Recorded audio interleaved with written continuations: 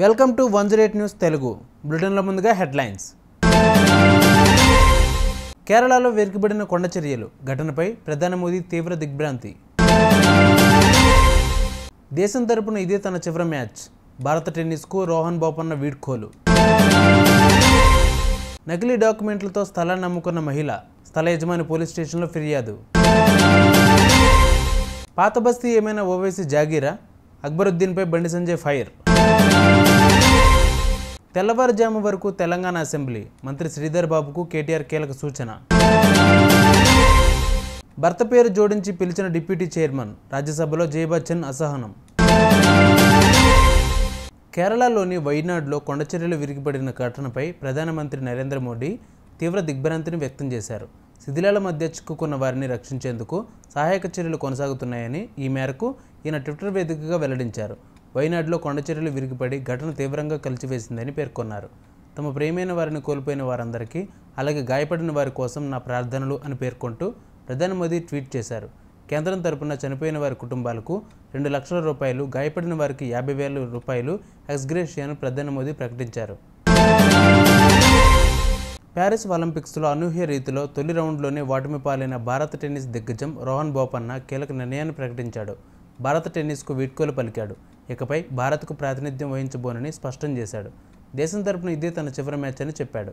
ఆటపరంగా తాను ఏ స్థితిలో ఉన్నానో స్పష్టంగా అర్థమైందని వ్యాఖ్యానించాడు. వీలైనంతకాలం టెన్నిస్ను ఆస్వాదిస్తూ ఉంటానని స్పష్టం చేశాడు. ఏటీపీ టోర్నీలో ఆడతానంటూ బోపన్న క్లారిటీ ఇచ్చాడు.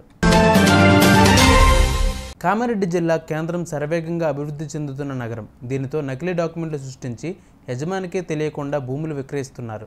జిల్లా కేంద్రంలోని అశోక్నగర్ కాలనీలో ఫేక్ డాక్యుమెంట్లు సృష్టించి 200 గజాల స్థలాన్ని స్రవంతి అనే మహిళ అమ్ముకుంది. స్థలానికి సంబంధించిన డాక్యుమెంట్స్ కలిగి ఉన్న జీవన్ రెడ్డి మృతి చెందినట్లు డెత్ సర్టిఫికెట్ సృష్టించింది. జీవన్ రెడ్డి తన తండ్రిగా, ఫ్యామిలీ మెంబర్గా సర్టిఫికెట్ నకిలీ సృష్టించి ఆయన భూమిని ఇతరులకు విక్రయించింది. విషయం తెలుసుకున్న స్థల యజమాని జీవన్ రెడ్డి పోలీస్ స్టేషన్లో ఫిర్యాదు చేశాడు.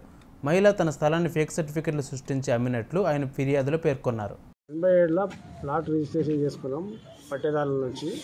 తర్వాత మాయండవల్లో ఇన్ని రోజులు చూసుకుంటూ వస్తున్నాం మాయండవల్నే ఉంది. తర్వాత ఈ 2024లో ఫేక్ డాక్యుమెంట్స్ సృష్టించి నేను చనిపోయినట్టు, మేము బతికున్నాక 2012లోనే చనిపోయినట్ట, దాని పేరు మీద సర్టిఫికెట్ తీసి నా కూతురట ఎవరో బగ్గాలి స్రవంతి అట, ఆమె వేసుకొని ముస్లిం కమ్మింది. ఆమె ముస్లిం కమ్మింది. ఆ ముస్లిం వాళ్ళు ఇక్కడ లేవల్ చేస్తున్నాక మన శుక్రవారం రోజు మేము వచ్చే వరకు బ్లేడ్ ట్రాక్టర్ కొడితే ఎందుకు కొడుతున్నాం అంటే, మేము మాకు పట్టా అయింది, మాకు పేపర్స్ ఉన్నాయి, కావాలంటే నీ పేపర్ తీసుకురాపోని తాగేసింది. వాడే నాకు తాగేసింది. అంటే ఇలాంటి వాళ్ళు దౌర్జన్యం ఎన్ని రోజులు కామెంట్ మీరు ఏం డిమాండ్ చేసిన ఫైనల్ సబ్ ఇస్తారు, మోసం చేసి భూమిలో ఫేక్ సర్టిఫికేట్ ఇచ్చింది కదా, మున్సిపల్ అన్ని అందరూ లాలూచిపడి మోసం చేస్తున్నారు. నాకు న్యాయం చేయాలి. ఇస్రాజ్ వాడి మేము ప్రస్తుతం 87లో ప్లాట్ కొన్నాం. ఇది పట్టేదారు దగ్గరనే కొనుక్కున్న తర్వాత ఎత్తున మా కూతురు కన్నా గిఫ్ట్ అని ఇచ్చినాము. రిజిస్ట్రేషన్ చేయలేదు, నా పేరు మీదే ఉంది. తర్వాత ఏంటంటే ఈ మధ్యలో ఏం జరిగిందంటే అప్పటి నుంచి చూసుకుంటూనే పోతున్నాం, వస్తూనే ఉన్నాం, మాకేముంది అనుకున్నాం. ఈ మధ్యలో ఎవరో ఫేక్ డాక్యుమెంట్ నేను చనిపోయినాను పెట్టి వినాయక నిజామాబాద్ అని, స్రవంతి అని నా కూతురు అని, నేను చనిపోయినా అని 2012లో సర్టిఫికేట్ పెట్టి గత నెల 4 తారీఖు నాడు జూన్లో రిజిస్ట్రేషన్ చేసుకున్నాను. స్రవంతి అమ్మాయి చేసుకుని మళ్ళీ ముస్లిం కమ్యూనిటీ. అది అన్ని ఫేక్ డాక్యుమెంట్స్. నేను చనిపోయినా కూడా బతుకున్నా కూడా చనిపోయినా పేరు పెట్టి. ఎప్పుడు చనిపోయినట్టు 2012లో చనిపోయినట్టు క్రెడిట్ ఇస్తాను. నిజామాబాద్ వినాయక కొన్న వాళ్ళు నిజామాబాద్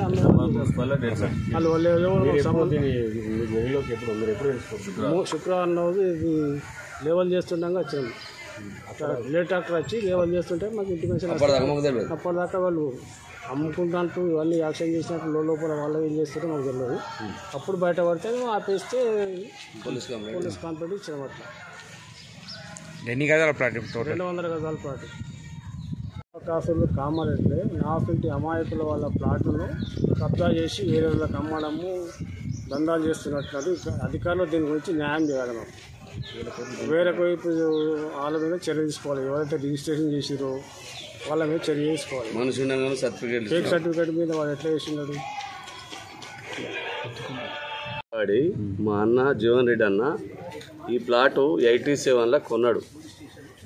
ఇక్కడనే ఉంటాడు, ఇప్పుడు కూడా ప్రస్తుతం అశోక్ నగర్లోనే ఉంటాడు. 87లో కొని తన పేరు మీదనే ఉంచుకున్నాడు. తన బిడ్డకు గిఫ్ట్గా ఇచ్చిండు.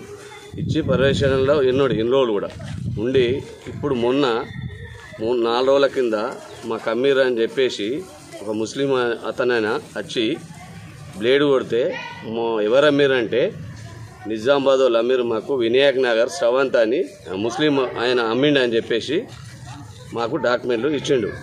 ఇస్తే ఆ శ్రవంత్ అనటం ఎవరు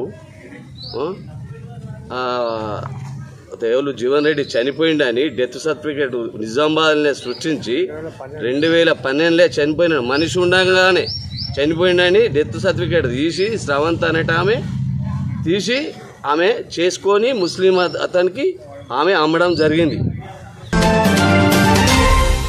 ఎంఐఎం నేత అక్బరుద్దీన్పై కేంద్ర మంత్రి బండి సంజయ్ మండిపడ్డారు. అసెంబ్లీలో అక్బరుద్దీన్ చేసిన వ్యాఖ్యలు ఆయన దురహంకారానికి నిదర్శనమని ధ్వజమెత్తారు. రాత్రి 10 గంటలు దాటితే పాదబస్తీలోకి పోలీసులు రావద్దని అక్బరుద్దీన్ ఓవైసీ అంటున్నారు. పాతబస్తీ ఏమైనా ఓవైసీ జాగీరా లేక పాతబస్తీ ఏమైనా పాకిస్తాన్లో ఉందని భావిస్తున్నారా అని ఆగ్రహం వ్యక్తం చేశారు. ఇంకా నిజాం రాజాకారుల పాలనే కొనసాగుతుందని అనుకుంటున్నారా అని నిలదీశారు.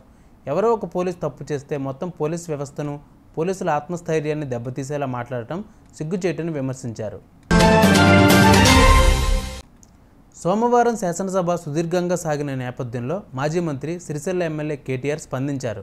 శాసనసభ వ్యవహారాల మంత్రి శ్రీధర్ బాబుకు కేటీఆర్ కీలక సూచన చేశారు. సమావేశాలకు తాము సహకరిస్తామని, వచ్చే సెషన్కు 20 రోజుల పాటు నిర్వహించాలని సూచించారు. ఉదయం 10 గంటలకు సభ ప్రారంభమైన అనంతరం సభాపతి ప్రసాద్ కుమార్ అనుమతితో ఈ సూచన చేశారు. ఒకే రోజు 19 పద్ధతులపై చర్చ జరిపి అప్రూవ్ చేసుకోవాలనే ఉద్దేశంతో సోమవారం ఉదయం 10 గంటలకు ప్రారంభమైన సభను మంగళవారం తెల్లవారుజామున 3 గంటల వరకు నడిపారని తెలిపారు. రాజ్యసభ ఎంపీ జయ బచ్చన్ అసహనానికి లోనయ్యారు. సోమవారం రాజ్యసభలో భర్త పేరు జోడించి పిలిచినందుకు ఆమె అయిష్టతను వ్యక్తం చేశారు. చైర్లో ఉన్న డిప్యూటీ చైర్మన్ హరివంశ్ నారాయణ సింగ్ జయ బచ్చన్ను మాట్లాడాలని కోరుతూ శ్రీమతి జయ అమితాబ్ బచ్చన్ జీ అని పిలిచారు. ఆ సమయంలో మాట్లాడేందుకు లేచిన జయ బచ్చన్ కొంత ఆవేశానికి గురయ్యారు. సార్, కేవలం జయ బచ్చన్ అని పిలిస్తే సరిపోతుందని జయ బచ్చన్ అన్నారు. పార్లమెంటు రికార్డుల్లో పూర్తి పేరు రాసి ఉందని, అందుకే జయ అమితాబ్ బచ్చన్ అని పిలవాల్సి వచ్చిందని డిప్యూటీ చైర్మన్ హరివంశ్ నారాయణ సింగ్ వివరణ ఇచ్చారు. చూసారుగా, ఇవి వాళ్ళ బులెటిన్ అప్డేట్స్. మరిన్ని అప్డేట్స్తో మళ్ళీ మీ ముందుకు వస్తాను. అంతవరకు కీప్ వాచింగ్ 108 న్యూస్ తెలుగు.